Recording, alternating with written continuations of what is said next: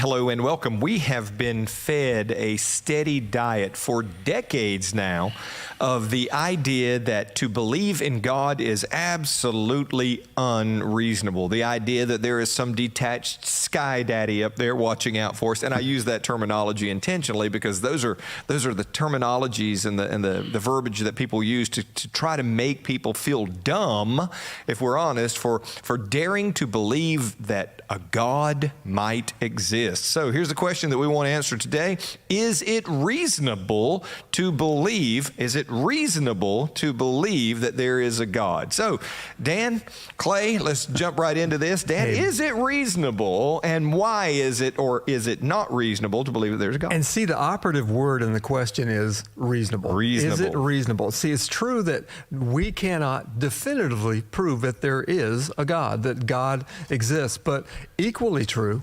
they can't prove that he does not exist. As a matter of fact, we can find plenty of evidence to support either one. And then at some point we arrive like where you started there with people slandering, saying, well, Sky Daddy. And that's what we do. We call names. Yeah, we make exactly. catchy statements and phrases to get people thinking or in a particular narrative. So what do you got for us? Well, I just want to say I think it is reasonable to believe in God. And there are so many reasons. You know, we can start, you go to a book on systematic theology, for example, and you'll find that for hundreds and hundreds of years, people who had access to printing presses have been printing books on the subject of establishing. So we're not anywhere near the first people, philosophers and theologians alike, who have debated this subject of the existence of God. Right. But we get into the cosmological. We just begin to look around a little bit. Everything that exists has a cause, period. Right. And we Okay. understand that. You know, science proves that out. We come up with theory after theory of why that has to be true. And the universe at some point began to exist. And so it's reasonable to consider, it's reasonable to believe that something caused the universe to exist. Would you agree? Absolutely. I mean, the thing is, we know our universe is expanding. And they say it will continue to expand for infinity. I mean, it just won't stop. So you have to look at that and go, okay, well, if it's expanding, and it's always been expanding, and so it's been expanding it can't have been expanding for infinity looking back. Right. So at some point it had to have a beginning.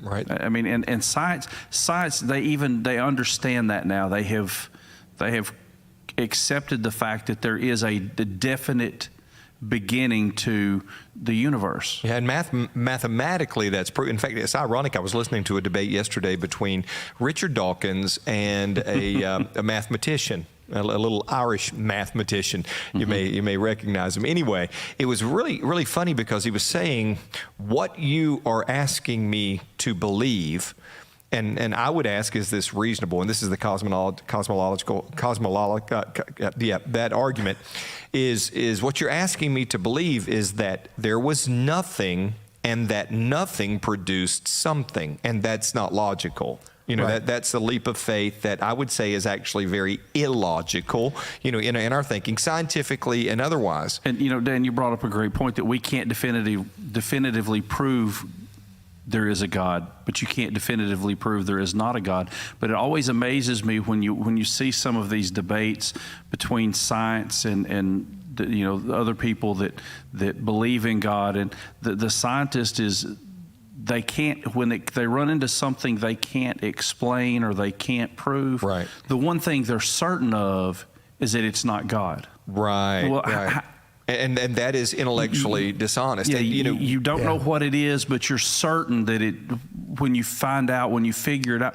Because I heard one scientist actually say this, no, we haven't figured that out yet, but we're certain when we do, the answer won't be God. Well, and see, that's intellectually dishonest. We land at so many places where, we argue that everything that exists because of something else that happened. Everything exists for a reason. And so to deny that and to hold on to that as your philosophy in life, that everything did come from nothing, that something did come from nothing even, is far more difficult, for me anyway, far more difficult to believe than something must have created this. Because it is unscientific, and our minds, for whatever reason, are wired or programmed for reason. Reason actually shouldn't exist in a material world, yet here we are with a mind that is capable of reasoning, and I believe that's because it's made in the image of the Creator, and that would make perfect, reasonable sense. That's why I say it's perfectly reasonable to believe that there's a God, because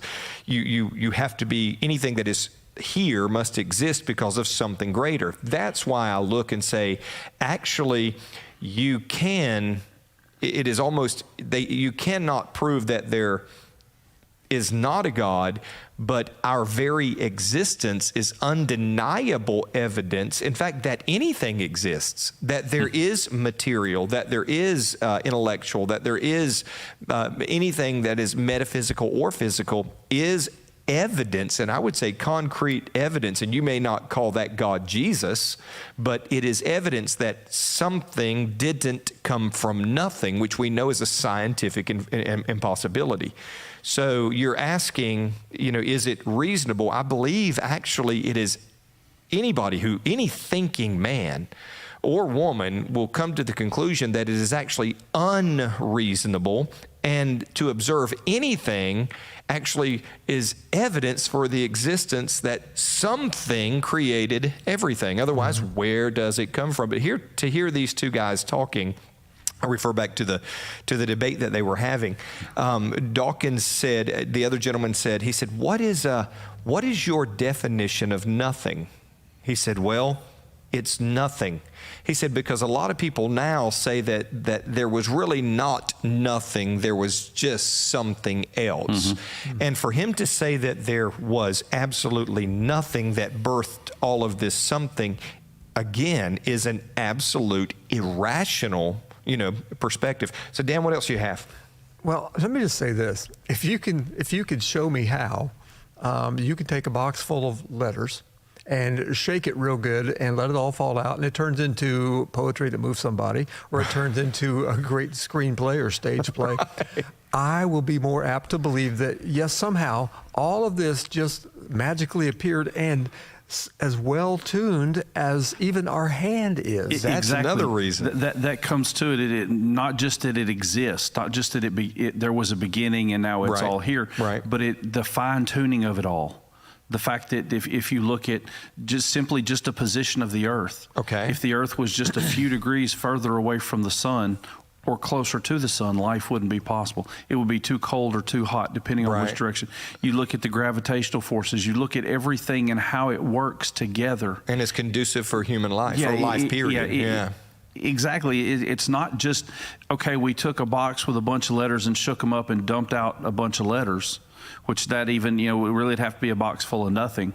Yeah, because where do you get the letters to start with? The dumping. The fact that well, it's not just, we didn't just have all this stuff appear in randomness. It is fine-tuned in ways that just, if you're intellectually honest, you realize it's not feasible or possible. So you're talking about the fine-tuning of the universe. Not that it just came from nothing, which would be unreasonable, but it not only came from nothing, it is ordered according to laws. That makes it even more reasonable when you look at it. Okay, so if you say everything came from nothing, fine, but how did everything come from nothing perfectly fine-tuned? Okay, so you're saying it's unreasonable to believe that nothing threw up a bunch of something and threw up laws to govern that something at the same time. Is that? Absolutely. Guys, we laugh. No, absolutely. There's a Christian author that wrote a book, and he does conferences. I don't have enough faith to be an atheist. Right. If we stop and think about it, it's more of a stretch to believe some of this stuff. And I go back to, and I've got it here, a quote by Thomas Nagel, who was a very intelligent man, highly educated, and he says, "I speak from experience, being strongly subject to this fear myself. I want atheism to be true, and am made uneasy by the fact that some of the most intelligent, well-informed people I know are religious believers. It isn't just that I don't believe in God and naturally hope that I'm right in my belief. It's that I hope there is no God. I don't want there to be a God. Right. Now that that makes sense. And so when you have that presupposition and you're faced with the logic and the reason, I mean, that I don't want that to be true. So therefore, I'll shape things to match what I want to be true. And that is the kind of counter argument of somebody who says, well, you were raised in a Christian home and you want that to be true, and therefore you come to that conclusion. Well, that works both ways. What you're saying there that he's admitting is exactly the opposite. He's raised in an atheist home. He doesn't want the accountability. He doesn't want it to be true. Dan? And see, I think the same thing, that we could argue, or people could argue against us in the same way. Well, you were raised with that as your foundation. Well, yeah, that's true. And let me tell you, I honestly marvel at scientific discoveries, and I'll follow them up to a point, and sometimes they kind of veer way off to the unbelievable left somewhere. Right, when they start extrapolating. But as I see that the things that we discover and the things that we learn about how we're created and how it's all put together, man, that's amazing to me. But explaining doesn't fix everything. Having an explanation. I mean, just take sitting next to a still body of water, a still lake or a pond, and seeing the reflection of the sun. You can see what the sun is, and you can experience what it's doing, but it doesn't explain how the sun is still here generation after generation after generation, how it still does what it does. But when you get down to the creation and the why of it, the why of the sun, the why of the universe in its organization, the why of the ionosphere and all the other spheres that are between us and that sun, protecting us and making even the amazing discoveries of radio wave communication possible. Yes. It's just too unfathomable. I can't even say the word. It's really difficult to believe that this today. all just happened. Yeah. I can't get on board. And another thing that makes it totally reasonable is you and me. To think that everything that we are sitting here in these chairs right now was predetermined by a language that was written within the context of the first cells that were generated, when we came into being at conception. And that's when life starts, by the way, conception. In fact, that's the definition of conception, in case you're wondering. Anyway, so the DNA strands carry the longest words, the longest written. This is information. Information existed. So I believe it is absolutely intellectually dishonest, and scientists are saying this by the droves now. They're saying it's intellectually dishonest to believe that something came from nothing. It came with governing laws. We evolved from nothing to what we are, when what we are now is an intricate code that if you changed one letter of, would not turn you into a superhuman mutant. It would make you dead. See, that's one of the myths. Not only that, but you look at the fact that we have no scientific record of, we have single-cell organisms, right? And then we have complex organisms. We don't have the intermediate. Right, and even those single-cell organisms are incredibly complicated. It's not just a single cell. Right, but you don't have the intermediate. There are no two-celled organisms. Right. We don't have a record of it. We don't have three-celled organisms. Right. So to say now it's reasonable to believe that this single-cell organism, as complex as it may be, turned into spontaneously with double the information somehow. To all of these different expressions of organisms we see now, that you think about all the different animals, and you think about all the... That started with, now to get there, you already had to make the leap that life came from non-life. There's so many stretches that is unreasonable. We have never seen that. That is absolutely unreasonable. Again, we're talking about reasons to believe in God, not reasons to believe in unbelievable propaganda. Is it reasonable? So again, is it reasonable to believe that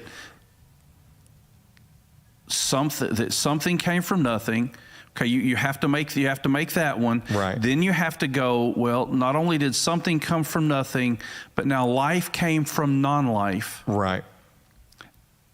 And now the single cell life somehow, with no evidence or proof of anything intermediate, somehow became complex life. So it didn't just become a different single cell organism or a two cell, but it became dogs and cats and snakes and well, why don't we just say humans. this? This would be more reasonable, that the nothing that spewed or puked out the something that was ordered, what if it just went ahead and puked out or spewed out the something already complete? Like, instead of puking after the nothing is going to throw up something, why would it just throw out the base components? Why not just throw out the finished clay? Well, but then or the finished dam. But then that would make just as much sense, right? Right. Because it's obviously a smart nothing that's creating all the something that is fine-tuned. I'm just being reasonable. I mean, when you run this to its end. Well, you're right. I mean, and we kind of laugh about this because it just makes so much sense. It does seem absurd. But again, we have to go back and realize that being intellectually honest, if somebody's coming from a standpoint of they don't want there to be a God, because if there is a God, then that means I'm accountable to that God. Yeah. See, that's why, and people realize this, that's why they don't want things like intelligent design, which is a compromise. Right. Okay. They don't want that taught in the schools alongside the hypothesis of evolution. Okay. Because it can't be proven. Anyhow, they don't want it taught alongside, because once you go to, okay, there is an intelligent designer. Okay, now you have to answer the question, okay, who is that intelligent designer? Right. Because it matters. It makes a difference. And so if I don't want there to be a God, I'm going to look for the evidence to prove that, or to make me feel better in denying that God exists. Right. See, and that's pretty much the thing, with all the discoveries. Again, I marvel at science, Right. And when you go back just to the discovery of DNA and how that worked together and how that strand of information feeds all of life and guides all of life, science, they found it. They came up with it. They told me about it. But I look at that and I see, well, how can you not believe then? And it comes down to what you just said. We said it a couple times. I don't want to believe there's a God. I don't want there to be a God, because that brings us to the moral argument of right and wrong and good and bad. But every one of us, we stand on these principles of truth and justice and all these things. Our cultures are built on these things. Right. And everyone who argues against a moral authority, a designer to whom we're accountable, they all stand for those same principles. They all stand for morality. And that's they all cheating. stand for justice. Right. And so they're not being intellectually or morally, in that case, what's the word? Honest? Responsible. Yes, responsible. They're not being responsible to that. They're not being honest. Well, that is one of the biggest arguments that you just talked about, the universal morality that is not physical. It's not observable and touchable. It's not material. And a lot of people who would deny that there was a God would say there's nothing beyond what we can see, touch, and feel. Yet everything, that universal evidence of a consistent morality should be evidence of the residual effects of something that placed something inside of every human being. Mm-hmm. I know we're talking about good reasons. Is it reasonable to believe that there's a God? And I think we've given some good ones. Let me give a little different slant to why I believe it's perfectly reasonable. One, there are millions upon millions upon millions of people in history and currently living who say they have experienced God. And when we talk about that, we're talking about specifically the God of the Bible, who have had encounters, personal encounters with Jesus. There are millions of people who say they have experienced miracles or the miraculous. Now, that means that something come in that is beyond natural circumstances or situations and occurred. There are people who seek and desire something that shouldn't exist. Well, you're talking about truth.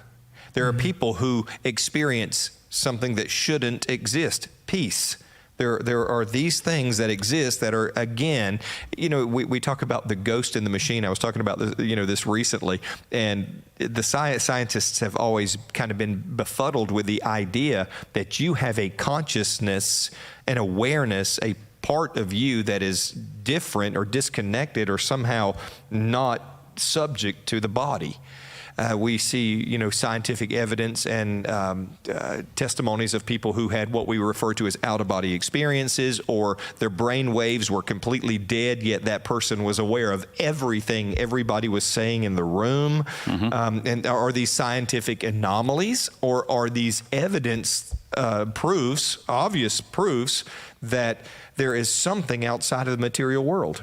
And I believe that it is reasonable to believe that if there is a material world, the impossibility that could be there with nothing else existing it's unreasonable to believe that.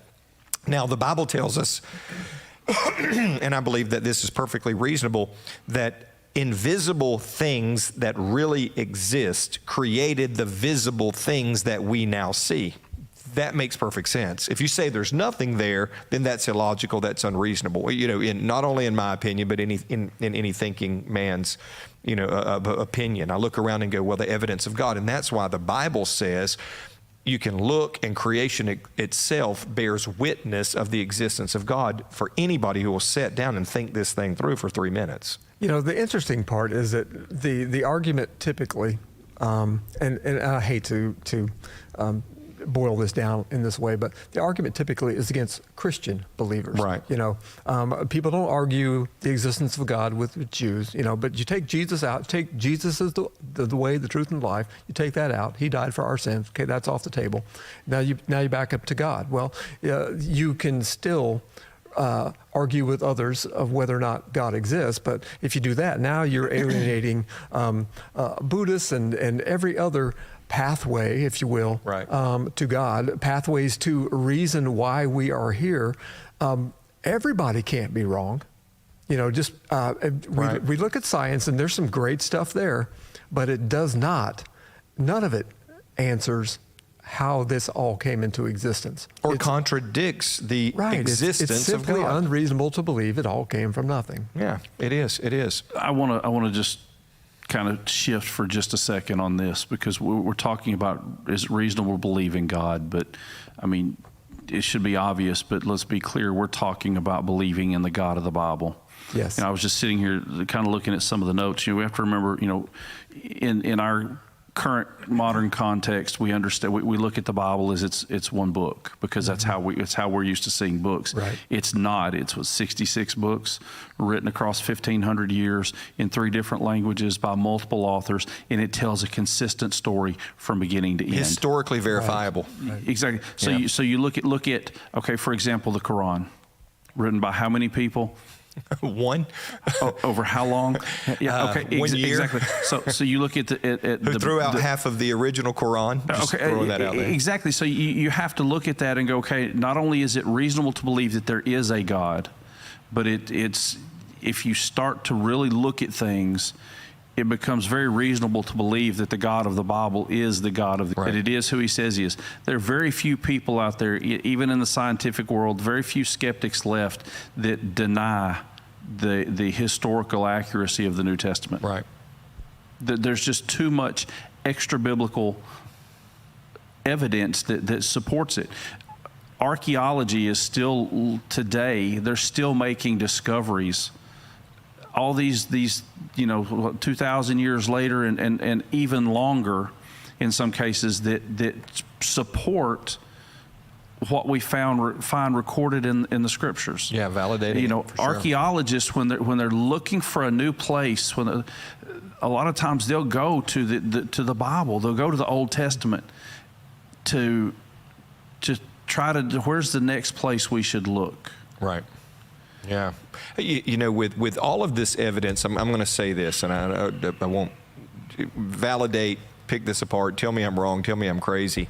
But I think when it comes down to it, the best answer, the most reasonable answer for the existence of everything we see is that something greater exists.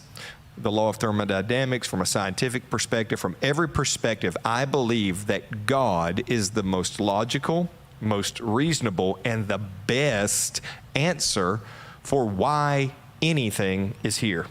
What do you think? I think it's good. I think we live in a world where we've gotten really good at imitating Alex Trebek. We insist that everything be answered in the form of a question.